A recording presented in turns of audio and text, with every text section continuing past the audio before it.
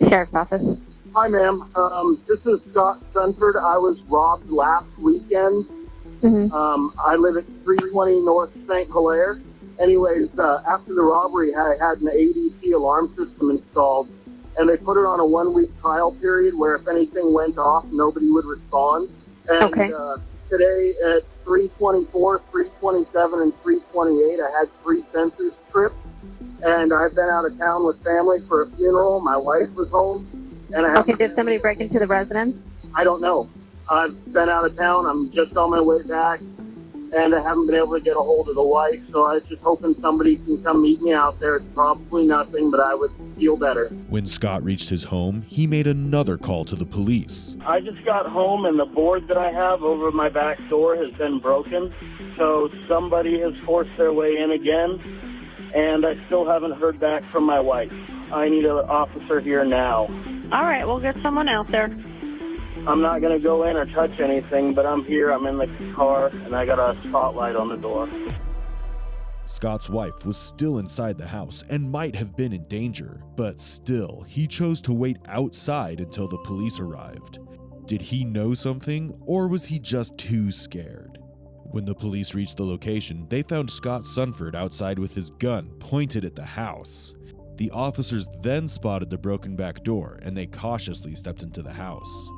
They moved through the dark rooms, and when they reached the master bedroom, they turned on the light switch only to be shocked with a ghastly scene. 30-year-old Desiree Sunford was dead. She was naked and had been shot about 9 times, including a fatal gunshot wound to her head. Who could have been behind the horrific act? Was it just a robbery gone wrong, or instead a planned murder? A murder that Scott knew something about. The case was complex and without any promising suspects. The department scoured through the area and the crime scene to gather any information available. To the left side of the lifeless body were some shell casings, a total of 9. They also found a boot print right outside the back door. Moreover, the police speculated that the first few shots hadn't killed Desiree. The position of her body and the areas where she was hit displayed that she might have tried to escape the perpetrator before succumbing to the final gunshot to her head. Desiree have any enemies that you knew of? No, not at all. When the police talked to her husband, Scott, he did not seem to express much sorrow, which was quite shocking for everyone. However, Desiree's mother, Connie Cast, was devastated. My whole world just came to a sudden stop. And life as I knew it would never be the same again. She was a friend to everyone, so it boggled my mind to think of that, who could have possibly had that much aggression against her to kill her. Furthermore, Connie had her doubts from the very beginning. And by doubts, we mean she held suspicions towards Scott. And the reason? It was simple. Scott knew that Desiree might have been in trouble, but he still waited outside instead of barging in to check on Desiree. Scott was 6 foot 5 inches tall, was a military veteran with a gun in his hand. However, he was too scared to enter his own house to check on his wife's well-being. It doesn't fit, does it? So it was time the police brought in Scott for a formal interrogation, and what they learned was shocking. In any normal interrogation, it's the detective who asks the questions. However, Scott, it seems, is just a little too prepared. You got here literally a few minutes ago, so can you just kind of start from the beginning and tell me what happened? Well, quite honestly, you just your understanding of something else. There was a shooting. Right. Okay. What can you tell me? All I know is that we were called out to your house and that there was a body found. Well, it is shocking to see how the interview has begun, but soon Scott starts providing the detective with his alibi for the murder. He claims that he was in the Tri-Cities for his aunt's funeral, and that's when he received the security alarm notifications. However, the thing that is off about this statement is that the funeral, the timing of the alarm notifications, and his call to the police were all far apart from each other. But that's not all. there's something else that will pique the detective's interest. No, I actually stayed with a friend, but let's see.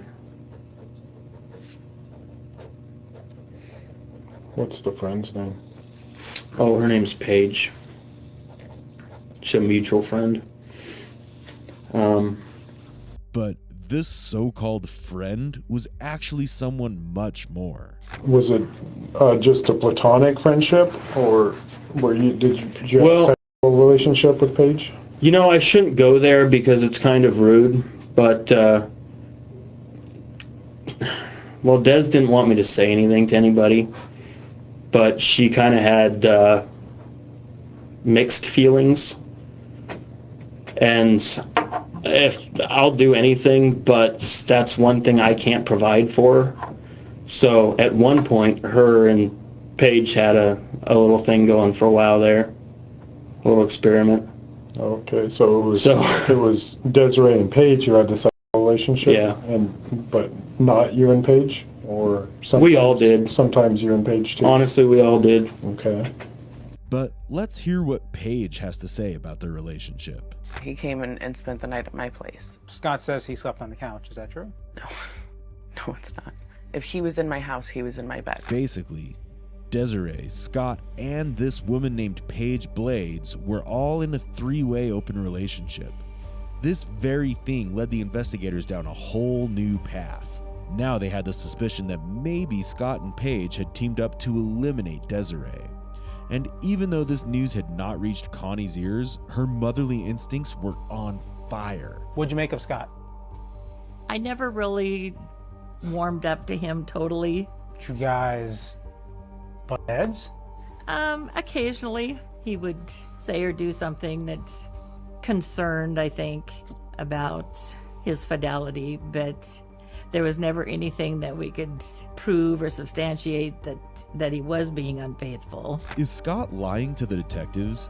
Had he been cheating on Desiree, and now that she was dead, was he conveniently making her a part of this scenario to make himself look less suspicious? These were the questions, but at the time, the answers were just speculation, and after Scott's interrogation, they found no such evidence to convict him. Instead, they tried to look for more concrete proof to strengthen the case. But it was all in vain, and the trail went cold for a year or so. However, in August 2014, more than a year after the murder, the police got an anonymous tip. A woman told the detectives that she knew who the killer was. It was astonishing. However, what made it even more shocking was that the tip came from none other than Paige Blades. So on August 30th, 2014, the police set up a meeting with Paige. Okay, so obviously the big reason that I wanted to talk to you face to face was that we got the Crime Stoppers tip from you with some new information about the shooting. Yep. Did a little research based on the information that you sent us, and found a picture of Marty Grismer. Is that the gentleman that we're talking about? Yes. Okay. Marty Grismer is Paige's close friend, but that's not all. There's a much deeper story, and Paige is about to unveil it completely. He asked me if I wanted him to take care of this new woman like he did Des. And I asked him what he was talking about.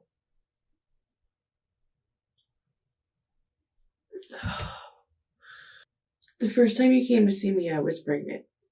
We had just found out about 3 weeks before the shooting that I was pregnant. Marty was one of the first people that I told. And apparently, he decided that if the baby was Scott's like it was supposed to be, then Desiree would cause issues. Oh my God. So you told Marty that Scott was the father of the baby? Oh, Marty knew that Scott and I were together, and Scott was the only one that I was seeing. And he's smart enough to put it together. Well, it's becoming quite obvious why Marty might have killed Desiree. But how did he enter the house, shoot her 9 times, and escape the place leaving just a boot print behind? Scott had given him a tour of the house a couple months before, and he knew that I had a key there. He knew that there was a key outside. Do you know how he knew that?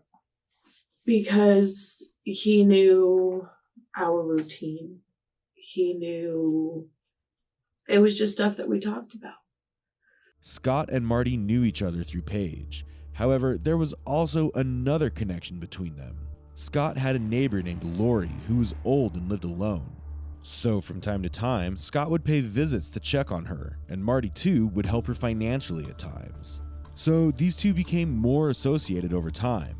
As the relationship is clear now, let's unveil what happened that day. I never told him where the key was hidden. He said it took him probably 15 minutes to find it.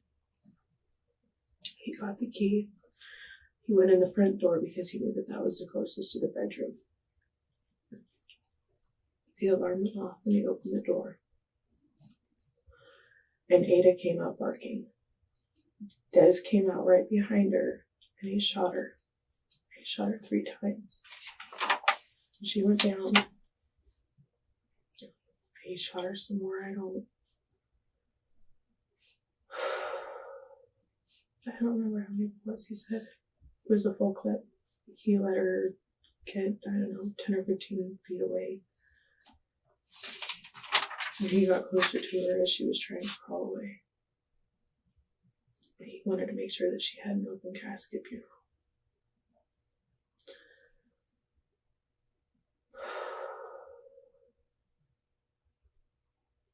He went to the back of the house and moved the board off the window that Scott had put up after the robbery. Oh, that's not awkward at all. Is that him trying to call you? That was Scott trying to call me. His dad's here with me. At this time, Scott has no idea what's going on and that Marty is now the assumed killer. But let's just focus on the story for now. So he goes to the back. I think that he said that he exited the back door, walked out, walked back in to make it look like he had come through the back door.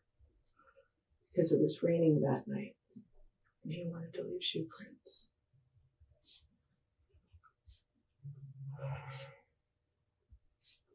He put the key back in its hiding spot. He went back inside again, grabbed a jewelry box off of her dresser, and he left. Did he describe the jewelry box? I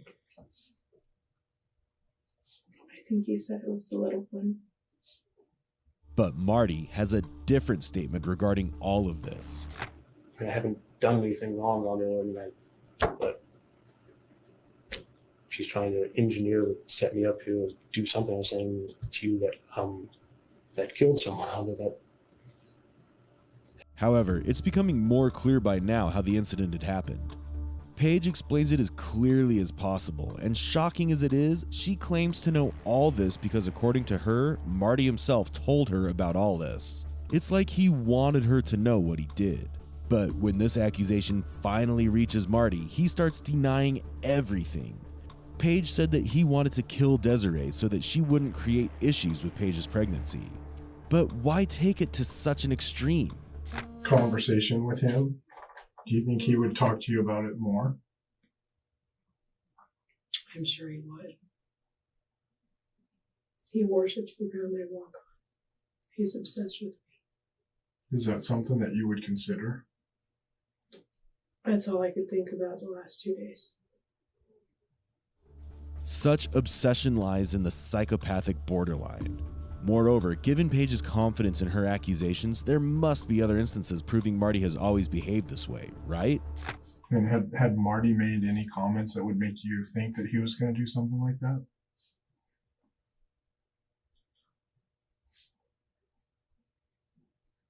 No, I know that he always talked about it. He always told me that if I ever had a problem, he would take care of it. And I always told him it was. Had he offered to kill her before? He's offered to kill her. He's offered to kill Dylan, Scott. It doesn't matter. If I have a bad day with a coworker, he always tells me there's always plan B. And So he's plan B. just up for killing anybody?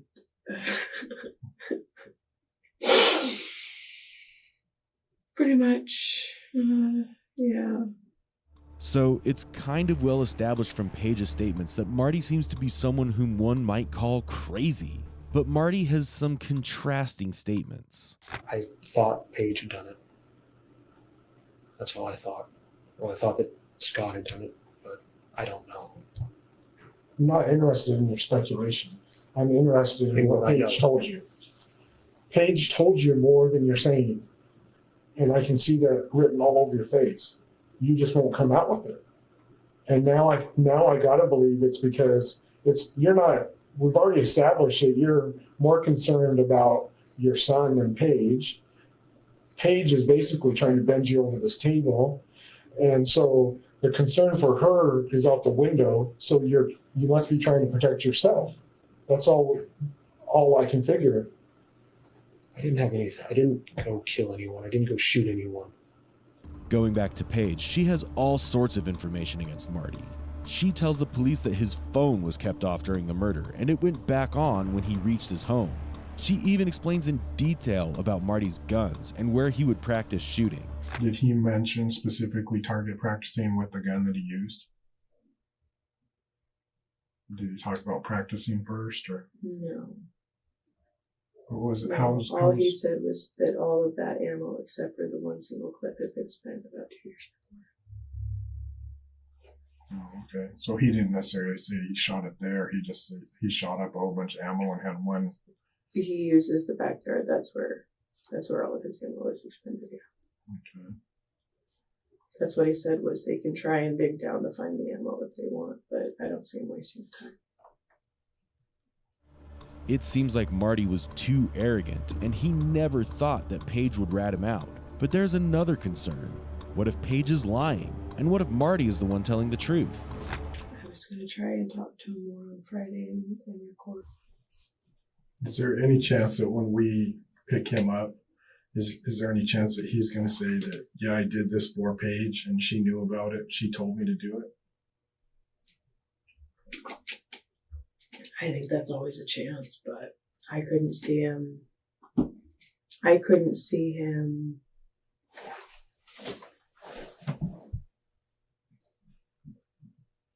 trying to do that. He's always been a very honest person, as far as I know. And if he did say that, it'd be a total lie. You didn't. Wow. Yeah. And the question's got to be asked. Yeah. Because it will be asked, as we go forward. The detectives then ask her if she's ready to wear a wire and get a confession from Marty, which she accepts, but it doesn't go the way they plan it. You said that there was no evidence, so I'm just wondering for sure if there's nothing left. Daughter's out. I don't have any. You haven't done anything. However, the key statement in Paige's interrogation is that Marty seemed kind of psychotic and he would kill anyone who came in Paige's way. He was insanely obsessed, but we might just have the reason for it. When you met Scott, did you know he was married to Desiree? I knew that he was married, but I had been told that he was separated. At what point did you and Scott start to get intimate? Actually, it was the day that I found out that he was still actively married. And you're, the mistress? I didn't see myself being a mistress long term. I also wasn't entirely sure that I wanted to date him, but sex was cool. Paige was in her own world, and Marty was there to see it all. But Marty, who couldn't have Paige only for himself, was ready to go to any lengths for her. He even wanted to get rid of Scott, and the reason was this. And that's what we've been fighting. And Scott was what now? Scott was lying about a lot of stuff. For instance? The status of the house. Insurance, death certificates. What was he saying? We had been trying to figure out if we were going to keep the house, rent it out, sell it off, let the bank take it.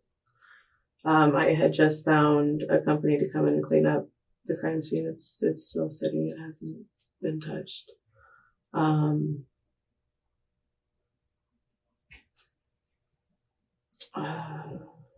Said that there was insurance and he couldn't get it without the death certificate. He couldn't get the death certificate until his name had been cleared legally. He was having trouble finding work. He figured because of the background check, because of his involvement with the case, he was just frustrated with everything. So you're sharing that with Marty? I think a few times I've mentioned it throughout the year, because Marty was always very condescending about Scott, about how he needed to, man up and go get a job, and he needed to go. So why? Responsibilities. What was the conversation that really probably drew Marty's comments out, saying, "I can take care of this next one"? I mean, I barely told Marty that night that Scott was living with somebody else. That's the first time he heard about it? And I told him that I thought that we were going to be breaking up and that I was tired of the situation.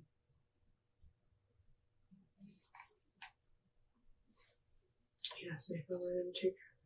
Did you relate to him your feelings to Scott yet? What were your feelings towards Scott? He's betrayed my trust. And he knows it. We talked a lot last week. So why, instead of taking care of this next gal, why not take care of Scott? He's offered that too. I've always told him no. I've always told him no about everybody.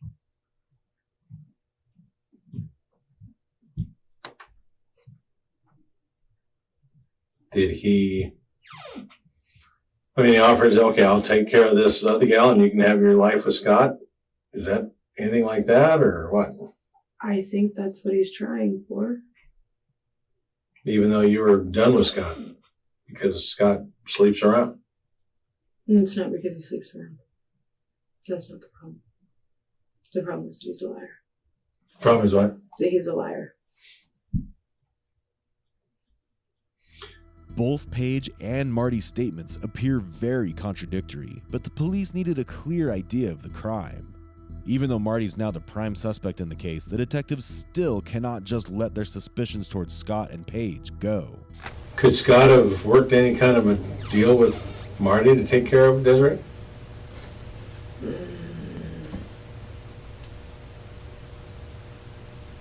I really don't think so. Did they know each other very well before this? No, they had only known each other for probably 4 months.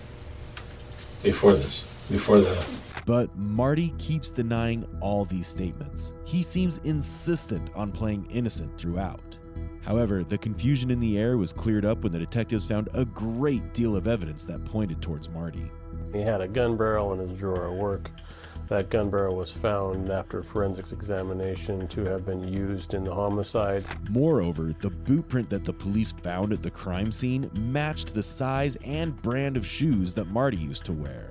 Detectives were very confident that they had the right guy. With all this direct evidence, the police charged Marty with murder. On January 8th, 2018, Marty faced the law. He continued denying everything, but finally he was cornered with the sheer amount of evidence against him. He finally entered an Alford plea, where he denied being involved in the murder, but accepted that there was enough evidence to convict him. Marty was then sentenced to 15 years in prison. The case should have been over, right?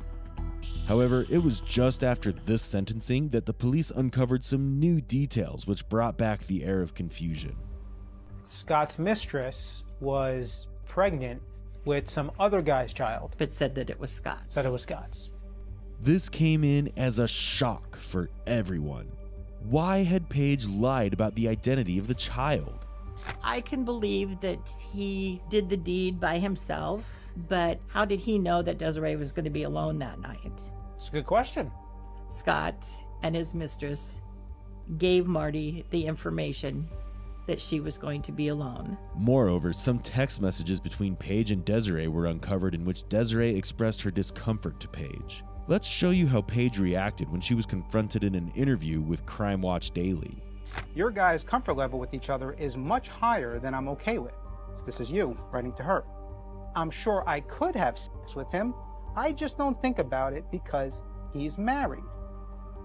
So cut the crap with me now. You are not in an open relationship with Scott and Desiree. Well, it does seem like Desiree wasn't completely okay with the open three-way relationship. It can't be said for sure, but we feel like there have been a lot of things which were left unexplored. The police did try to bring Scott and Paige into the case, but unfortunately, there was no evidence to support their theories regarding them. The murderer might have been convicted, but many questions still lingered. It seemed like everything in the case was just speculation and blind trust.